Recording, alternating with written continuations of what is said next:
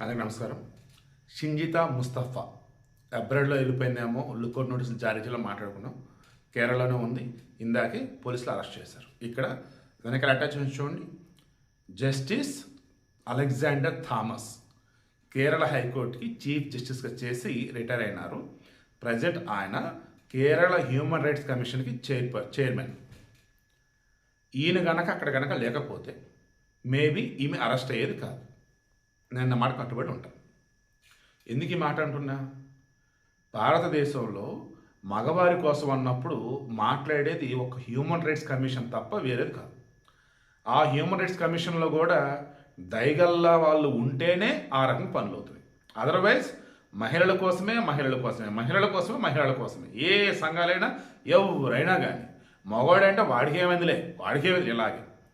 ఇక్కడ కూడా దీపక్ చనిపోయాడు కదా ఆత్మహత్య చేసుకొని. వాడికే మాయరాగో, ఏ తప్పు చేయనప్పుడు అలాగే ఉండాలి కదా అని అంటే అలా మన దగ్గర కామెంట్లు ఆల్రెడీ పెడుతున్నారు కొంతమంది. సో ఇంకా కేసు సుమూటగా ఏం తీసుకుంటారు? అండ్ పోలీసులని దర్యాప్తు చేసి మాకు నివేదిక ఇమ్మని చెప్పేసి ఎవరు అడుగుతారు? అందుకే ఈ retired judge human rights commission సంబంధించిన చైర్మన్ ఉన్నటువంటి అలెగ్జాండర్ థామస్ గారికి నిజంగా హ్యాట్స్ ఆఫ్ చెప్తూ ఉన్నాను. ఎందుకంటే వారం రోజుల్లో మాకు నివేదిక ఇవ్వండి అని కేరళ నార్త్ జోన్ డిఐజీని ఆదేశించారు. ఈమెను అరెస్ట్ చేస్తారు కదా. అరెస్ట్ చేసిన తర్వాత తెలిసింది ఏంటో తెలుసా? ఆమెకి రీల్స్ చేసే పిచ్చి, పబ్లిసిటీ పిచ్చి, అండ్ ఆ రీల్ అంట సరదాగా చేసి పెట్టిందంట. ఇంత దూరం వచ్చేది అనుకోలేదు, అతను చనిపోతాడని అనుకోలేదు అని అంటుందంట. ఏమనాలండి అసలు? వ్యూస్ కోసం ఇంత దిగజారాలా? ఒక అమాయకుడైనటువంటి ఒక మనిషిని చంపాలా? మగ సమాజం మొత్తం కూడా చీడపురుగులు అన్నట్టుగా ఈ సొసైటీకి చూపాలా? ఎంత ఘోరం అండి!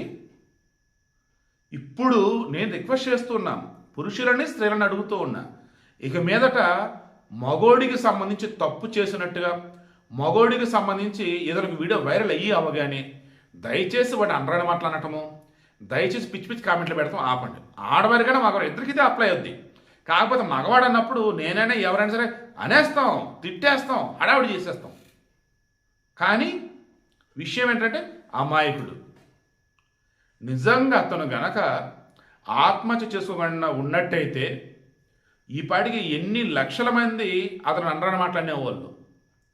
అప్పటికే ఆ వీడియో, చిన్న వీడియో ఏదైతే ఉందో వెనకాల అటాచ్మెంట్ చూడండి. పనికి మనది అనకూడదు, దుర్మార్గురాలు, నీచురాలు. ఇందాక చెప్పాను కదా, అతను ప్యారలల్గా ఉంది. అతను వెనక్కి వెళ్ళింది. అతను ఒకసారి అడుగు కూడా తగిలాడు. అతను కావాలని ఈమె ముందుకు వచ్చింది. దెన్ ఆటోమేటిక్ బండి కుదుపులు తగులుతాడు కదా, అలా తగలగానే చూసారా వచ్చి తగిలాడు అన్నట్టుగా ఒక రకమైనటువంటి ఎక్స్ప్రెషన్ దొరికేది చూడండి అని చెప్పేసి. మగవాడు బుద్ధి ఎంత అన్నట్టు. ఆమె వయసు మరలా 36 సంవత్సరాలంట. 36 సంవత్సరాల మహిళ సాటి మగాడిని ఇంత దారుణంగా చంపటం ఏంటండి? ఇండైరెక్ట్గా ఈమె చంపినట్టే అది. పాప అమాయకుడైనా సరే నేను ఏ తప్పు చేయలేదని వాళ్ళ అమ్మని తీసుకుని వెళ్ళి ఆమె మీద కేసు వేయించాలి కదా. నాకు పరువు తీస్తుంది, బస్సులో ఆల్రెడీ సీసీ కెమెరా ఉన్నాయి చూడండి, చుట్టుపక్కల వారు అందరూ కూడా సాక్ష్యం ఎక్కడ, నేను ఏ తప్పు చేయలేదని చెప్పాల్సింది కదా. కేసు వేస్తే అయిపోయేది. ఇవిడికి మెయిన్ ఇంటెన్షన్. మొన్న కూడా ఒక సెలబ్రిటీ కేసు పెట్టింది. ఆ కేసులో ఇన్వాల్వ్ అయినటువంటి వాళ్ళు మొన్న వేరే పని బయటికి వెళ్ళి వాళ్ళు కనపడ్డారు. ఆడవాళ్ళే. వాళ్ళని అడిగా ఏంటి కేసు పెట్టిందన్న. వన్స్ మాకు నోటీసులు రాగానే రిటర్న్ కేసు పెడతాం మేమంతా కలగలిపాను. అదేంటి అన్న, మేము ఏ తప్పు చేయలే, ఆమె మాట్లాడిందని మేము కౌంటర్ ఇచ్చాం. అండ్ రెచ్చగొట్టే విధంగా మాట్లాడింది ఆమె, సమాజం తప్పుదో పట్టుగా మాట్లాడింది ఆమె.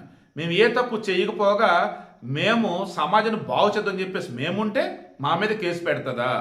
ఇప్పుడు మేము రిటర్న్ కేసు పెడతాం, ఆటోమేటిక్గా మేము సాక్ష్యాలన్నీ సబ్మిట్ చేస్తాం, అప్పుడు చూద్దాం ఈ సొసైటీ ఎవరో సపోర్ట్ ఉండిద్దో అంటున్నారు. ఇదే ఈరోజు నేను చెప్తున్నది కూడా.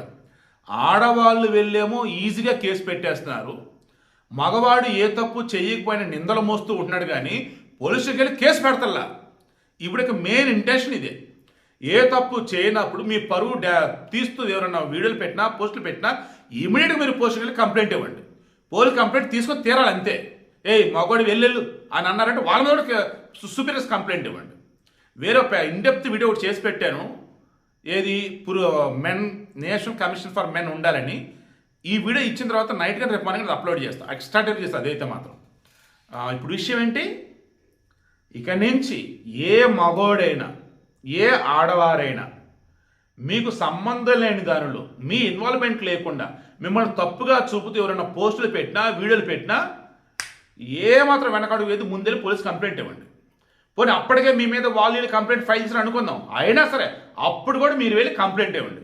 Complaint is nothing but first information report FIR. FIR note చేసుకున్న తర్వాత ఆ ఎఫ్ఐఆర్లో ఉన్నది నిజమా అబద్ధమా అని విచారణ చేస్తారు. అప్పుడు నువ్వు ఇచ్చిన దానిలో తప్పులు ఏంటి, ఎవరెవరు నిజంగా తప్పు చేశారు ఏంటి అని చెప్పి ఫిల్టర్ చేసుకుంటూ పోతారు. అప్పుడు ఛార్జ్షీట్ రెడీ చేస్తారు. ఈ ఛార్జ్షీట్ రెడీ చేసి కోర్టుకి ఇచ్చిన తర్వాత అప్పుడు ట్రయల్ స్టార్ట్ అయ్యింది. ఈ ఛార్జ్షీట్లో ఉన్నది కూడా నిజమా అబద్ధం అని చెప్పేసి మరలా అటు లాయర్లు ఇటు లాయర్లు వాదిస్తారు. ఇంత పెద్ద ప్రొసీజర్ ఉండిద్ది.